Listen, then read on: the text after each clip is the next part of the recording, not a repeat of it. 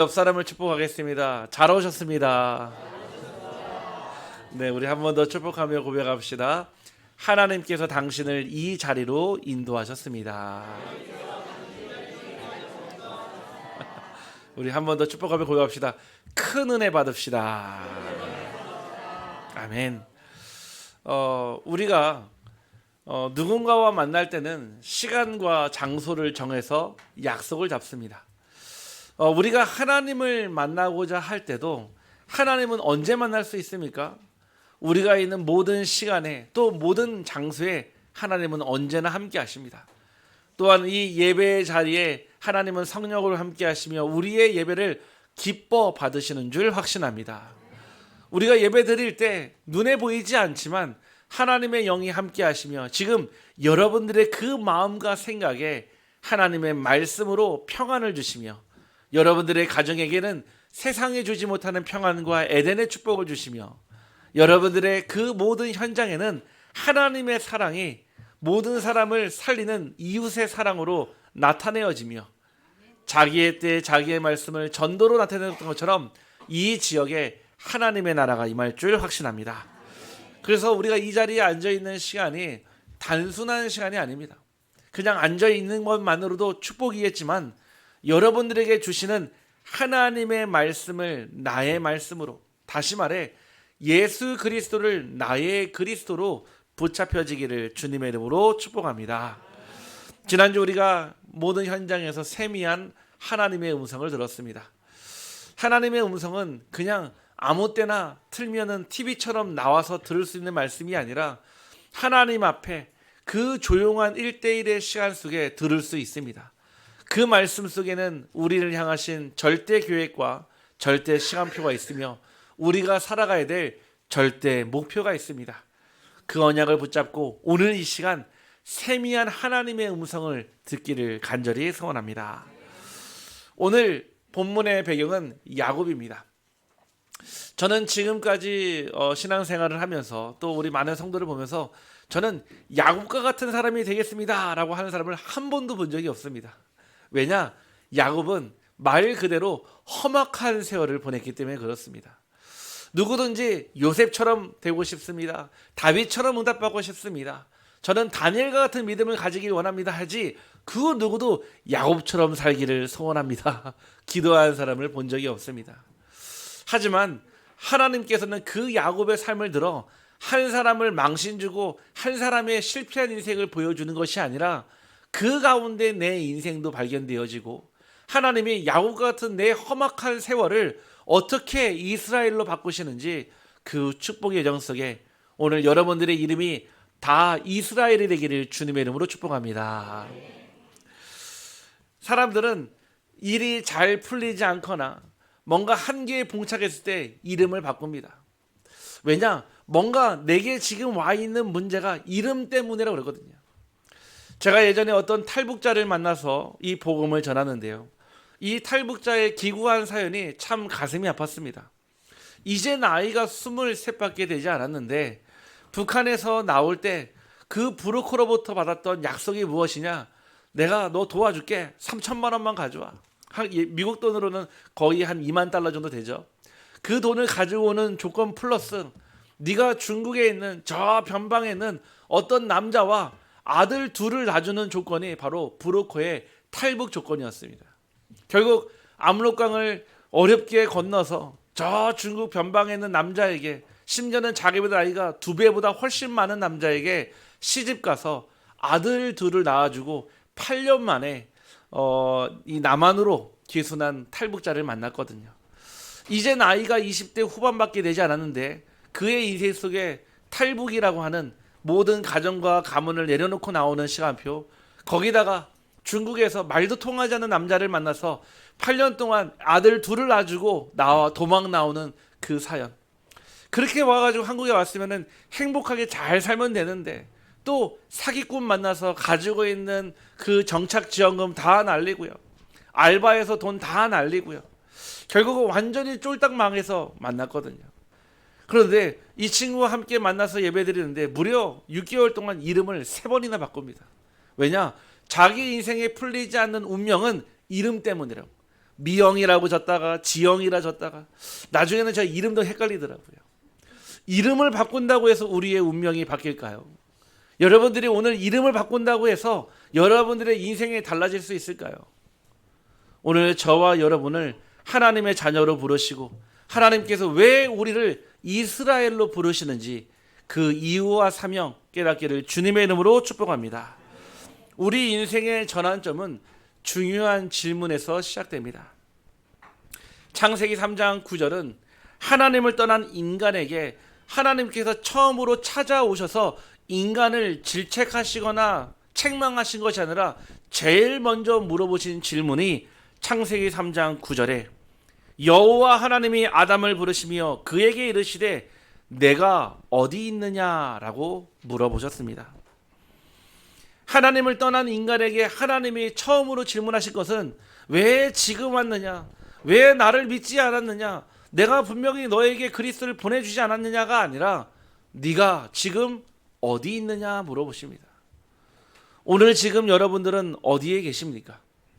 우리가 존재하는 물리적 공간, 시간적 공간을 뜻하는 것이 아니라 지금 여러분들의 마음과 생각과 여러분의 삶은 무엇을 향해 달려가며 지금 어디에 머물러 계십니까? 또한 마태복음 16장 15절에 많은 사람들 지나서 빌립보 가이사라는 지방에 이르렀을 때 예수님이 제자들에게 물어봅니다. 세상 많은 사람들은 나를 누구라 하느냐? 그렇게 물어봤을 때 많은 사람들은 이렇게 얘기했습니다. 종교의 창시자요, 뭔가 기적을 베푸시는 자요, 아니면은 뭔가 민족을 사랑해서 늘 눈물의 선지자로 뭔가 다니시는 분이요. 지금도 마찬가지입니다. 기독교라는 종교의 창시자로 널리 이웃을 사랑하라, 사랑의 종교의 창시자로 예수님을 알고, 또는 심적으로 힘들 때 의지하면 편해지고 마음의 짐을 덜 수 있는 대상으로 생각을 하거나, 뭔가 다른 사람들과 교제하며 뭔가 교회에 나와서 하나님의 일을 하면서 삶의 보람과 긍지를 찾아가는 것이라고 설명할 수 있습니다. 예수님은 15절 말씀에 그럼 너희는 나를 누구라 하느냐라는 질문하였습니다.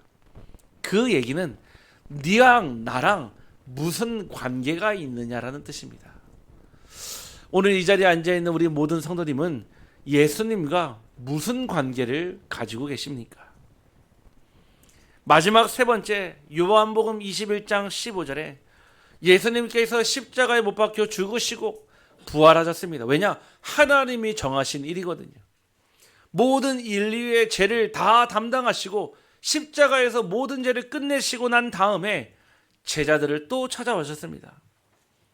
그들이 조밥 먹은 후에 예수께서 시몬 베드로에게 이르시되 요한의 아들 시몬아, 내가 이 사람들보다 나를 더 사랑하느냐 하시니 이르되 주님 그러하나이다. 내가 주님을 사랑하는 줄 주님께서 아시나이다. 이르시되 내 어린 양을 먹이라 하시고, 부활하고 찾아오신 그 예수님께서 제자들에게 첫 번째 질문은 네가 나를 사랑하느냐입니다. 그 사랑은 단순히 보고 싶고 만나고 싶고 함께하고 싶은 그 사랑이 아니라 하나님이 원래 우리 인간을 사랑하신 요한복음 3장 16절에 하나님의 세상을 이처럼 사랑하사 독생자를 주셨으니 이는 그를 믿는 자마다 멸망치 않고 영생을 주신다는 영원한 사랑을 뜻하고 계십니다. 우리는 이 세 가지 질문을 늘 가슴속에 품고 살아야 합니다. 너희가 어디 있느냐? 그럼 너희는 나를 누구라 하느냐? 이 많은 사람 중에 네가 나를 정말로 제일 많이 사랑하느냐? 저는 이 질문 앞에 네 그렇습니다 하나님, 내가 주를 사랑합니다 라고 크게 외치고 싶지만 내 안에 하나님보다 더 사랑하는 것이 있다면, 의지하는 것이 있다면 그러지 못할 것입니다. 오늘 이 시간 저와 여러분이 세상을 미워하고 세상을 등지라는 얘기가 아닙니다. 그것들보다 더한 하나님의 우선순위의 그 응답이 여러분에게 임하기를 주님의 이름으로 축복합니다. 야곱의 인생을 오늘 들어 설명하겠습니다. 야곱은 어떤 인생을 살겠습니까? 세 가지로 요약을 할 수 있습니다. 첫 번째는 속이며 속고 사는 인생입니다. 어머니 리브가와 함께 형 에서를 속이고요. 왜 그렇죠? 아버지를 속이면 장자의 축복을 받을 수 있거든요.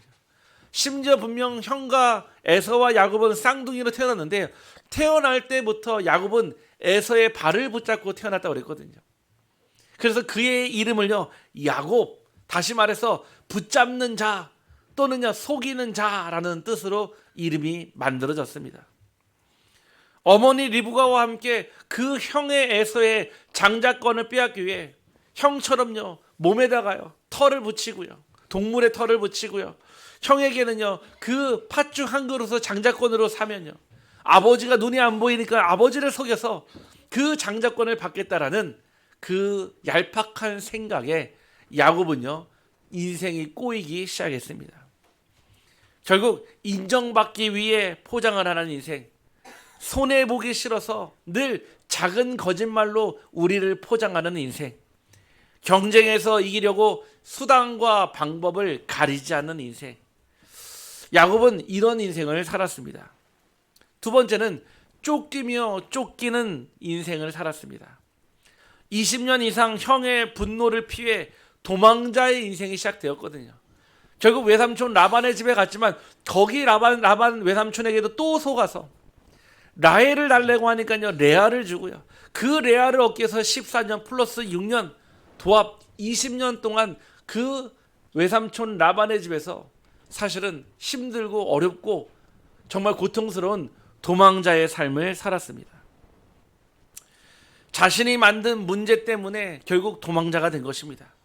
과거의 선택에 매여 마음이 지금까지 불편해하며 관계에서 상처를 주고 피해 다니거나 해결하지 못하는 문제를 떠안고 사는 사람이죠. 겉으로는 멀쩡해 보이는데 속에서는요, 삶에서는요 매일 쫓기는 사람이에요.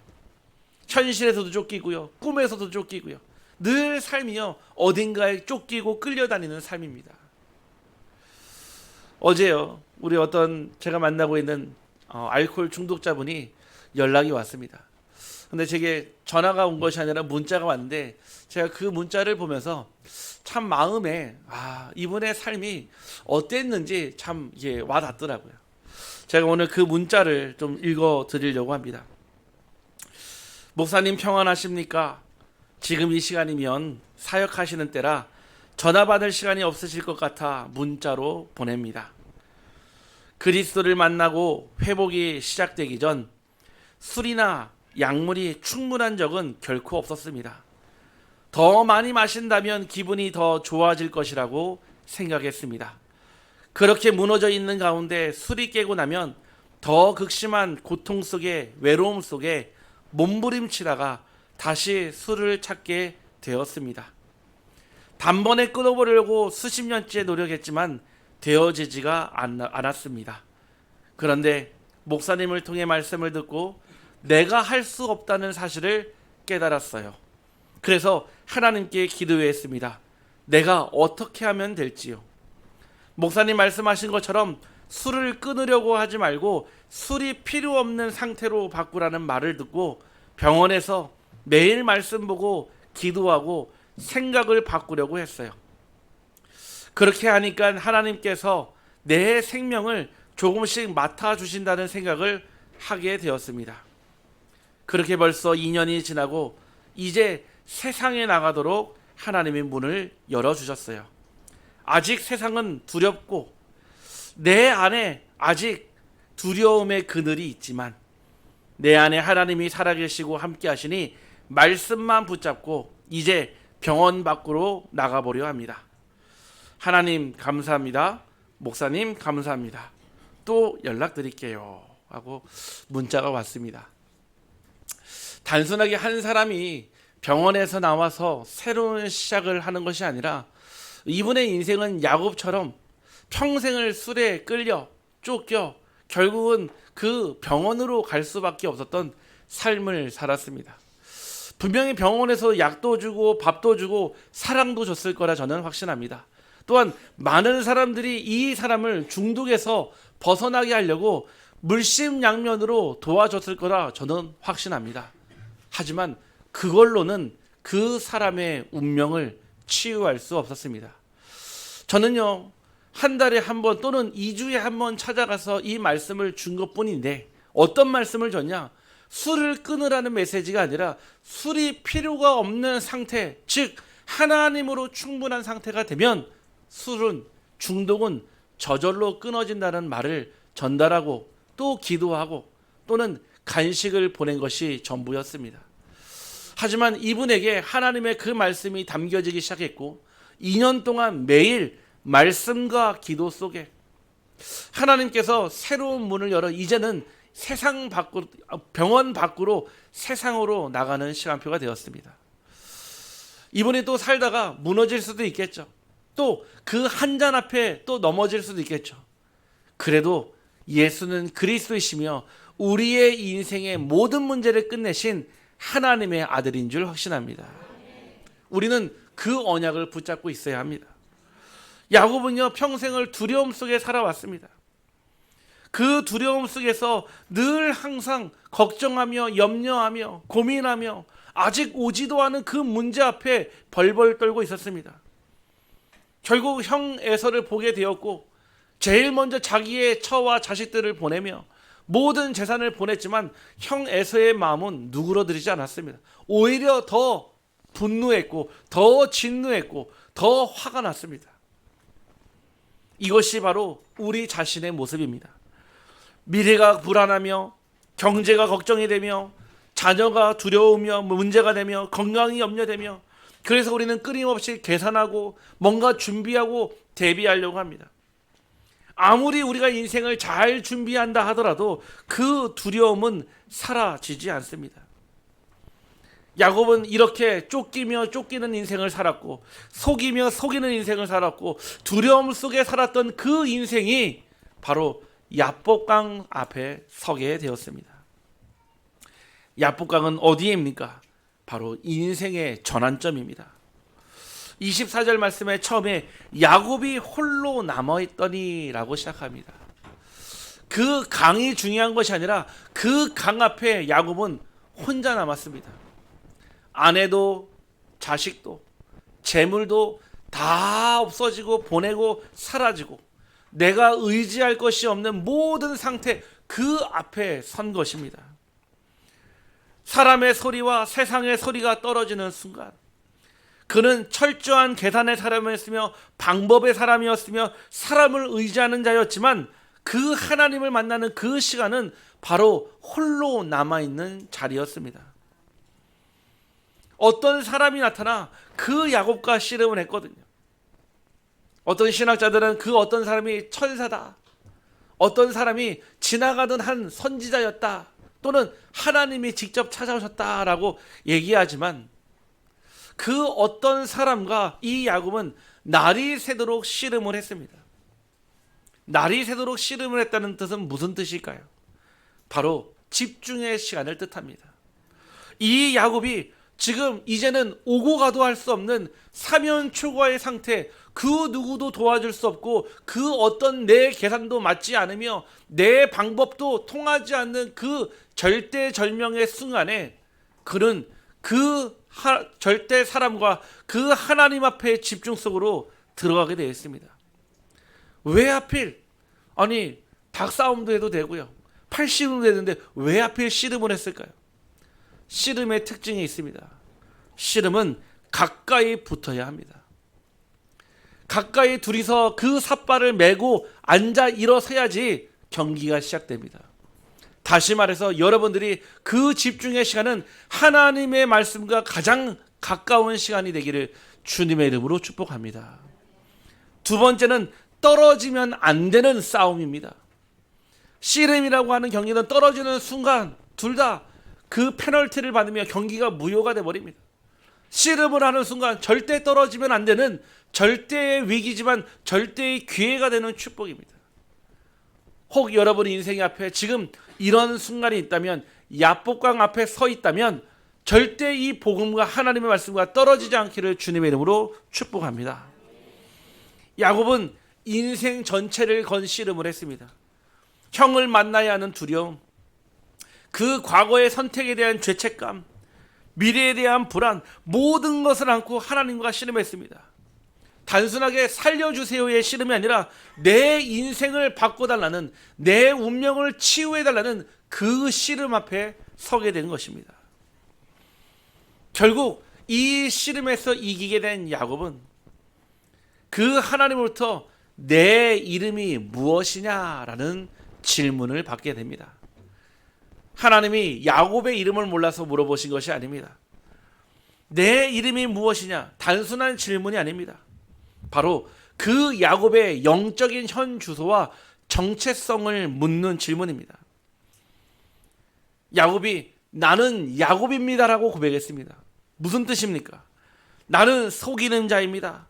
나는 문제가 있는 인생입니다. 나는 쫓고 쫓기는 인생이며 내 인생엔 아무런 희망이 없습니다. 즉 나의 모든 상태를 인정하며 내려놓는 그 시간표가 바로 하나님이 역사하시는 시간표인 줄 확신합니다. 우리는 아직도 하나님 앞에 할 말이 많습니다.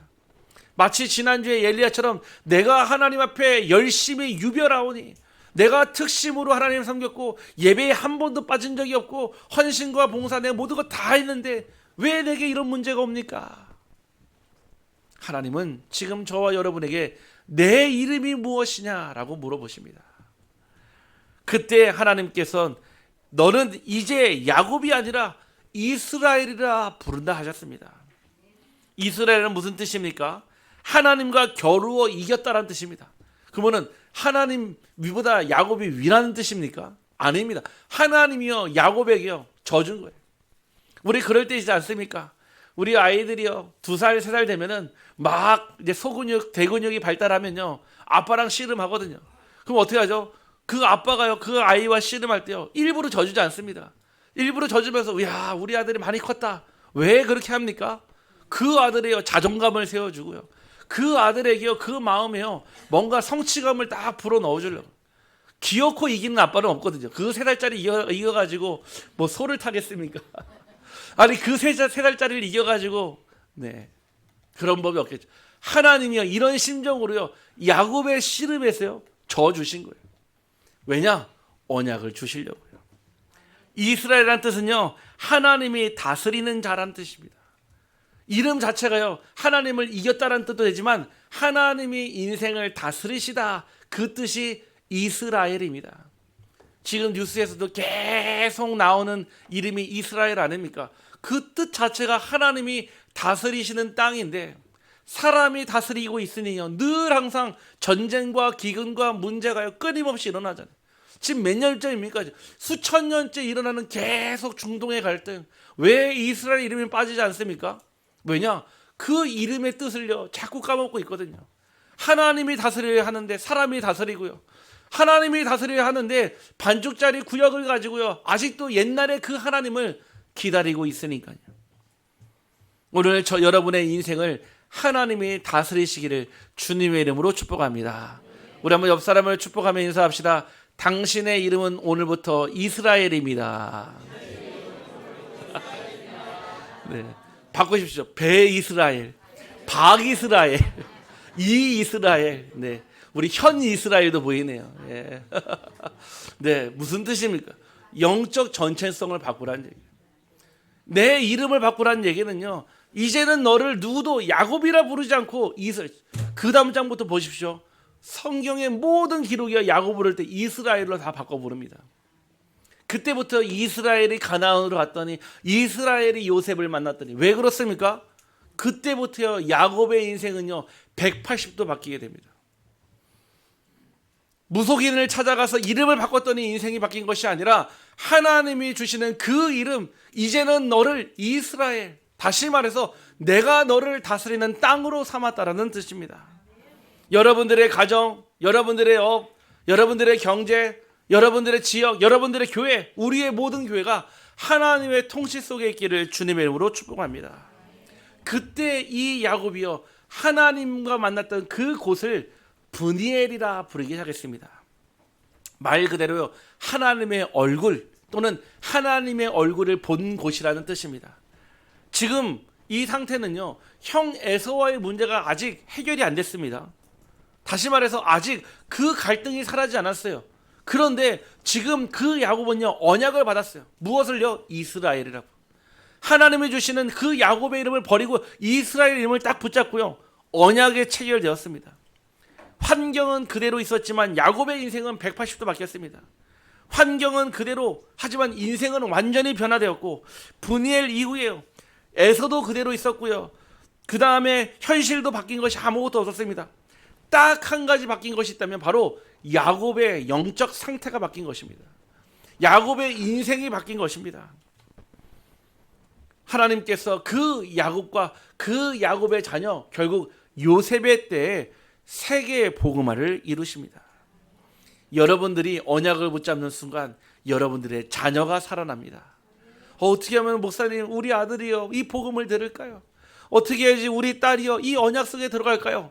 여러분들이 하나님의 언약과 통치 속에 들어간다면 하나님은 여러분들의 후대를 반드시 살리고 살리시며 살리는 언약 속에 있게 하실 줄 확신합니다. 결국 이 야곱으로부터요, 자기의 아들과 손주로부터요, 이 이스라엘의 12지파가 나오게 되었잖아요.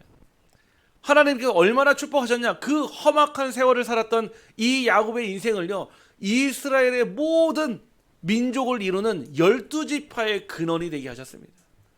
오늘 저와 여러분의 이 결단이 여러분들의 가정과 가문 살리는 응답의 시초요, 시작이 되기를 간절히 소원합니다. 결론입니다. 무슨 일이 있어도 인본주의를 쓰지 맙시다. 무슨 일이 있어도 여러분들이 인본주의를 쓰면 안 됩니다. 인본주의가 무엇입니까? 땅의 계산, 사람의 방법, 사람을 의지하는 것입니다. 우리는 너무 쉽게 문제 속에서 계산을 합니다. 육신, 우리 IQ 200도 안 되는 머리로 이 천지 만물을 만드시고 운영하시며 지금도 모든 과거, 현재, 미래의 주관자 되시는 하나님의 생각을 알 수가 없거든요. 그러니까 우리는요, 땅의 계산을 합니다. 내게 유익이 되는지, 내게 손해는 없는지, 내게 보탬은 되는지, 내가 이렇게 해야지 마이너스가 되지 않는지, 우리는 늘 항상 하나님 앞에서도 늘 계산을 합니다. 또는 사람의 방법을 찾아갑니다. 사람의 방법은 무엇입니까? 핑계대고 다른 사람에게 책임을 전가하며 결국 다른 사람보다 내가 먼저 돼야 된다는, 결국 극단적 이기주의로, 개인주의로 가는 것이죠. 결국 사람을 의지합니다. 왜냐? 사람으로부터 의지할 무엇인가가 있다고 착각하거든요. 여러분들은, 우리 사랑하는 빛을 위해 우리 모든 성도들은 그 어떤 무슨 일이 있어도 인본주의 쓰지 않기를 주님의 이름으로 축복합니다. 두 번째입니다. 하나님 앞에 서야 합니다. 우리는 모든 순간마다 하나님 앞에 서야 합니다. 아니, 알코올 중독자가요, 내가 술을 끊겠다고요 소주 회사가 망하게 해달라고 기도하면 되겠습니까? 말이 안 되죠. 내가 술을 끊겠다고 하나님 전 세계에 있는 모든 주류 회사를 망하게 해주십시오, 그게 말이 되겠습니까? 우리가 자칫 잘못하면 이런 신앙을 가지게 된다는 거예요. 나는 문제가 없는데 다른 사람이 문제가 있잖아요. 나는 잘하고 있는데 다른 사람으로 인해 내가 피해보고 있잖아요. 아닙니다. 오늘 하나님이 에서의 마음을 바꾸고 이스라엘의 제도를 바꾸고 야복강을 갈라지게 한 것이 아닙니다. 야곱의 마음을 바꾸셨습니다. 하나님을 의지하지 않았고 사람의 계산과 땅의 계산으로, 사람의 방법으로 살아갔던 그 야곱을 바꾸신 분이 하나님이십니다. 오늘 저와 여러분이 어떻게 바뀌면 되겠습니까? 모든 순간순간마다 하나님 앞에 서기를 간절히 소원합니다. 이번 주 한 주간도 하나님께서 약복강가에서 저와 여러분을 부르시며 여러분의 이름을 물으실 때 여러분의 수준, 표준, 기준을 인정하고 하나님이 주시는 새로운 이름으로 불리기를 주님의 이름으로 축복합니다. 하나님 감사합니다. 오늘 하나님께서 원하시는 예배의 자리에서 우리의 인생과 운명을 바꾸는 말씀을 주시고 하나님께서 우리를 찾아오시고 우리에게 주시는 말씀 앞에 엎드리게 하심에 감사를 드립니다. 한 주간 하나님 주시는 말씀을 붙잡고 살아갈 때 내 이름으로 살아가는 것이 아니라 하나님이 주시는 이름으로 살아가게 하시고 하나님의 나라와 통치가 임하는 현장 속에 있게 하여 주시옵소서. 예수 그리스도 이름으로 축복하며 기도하옵나이다. 아멘.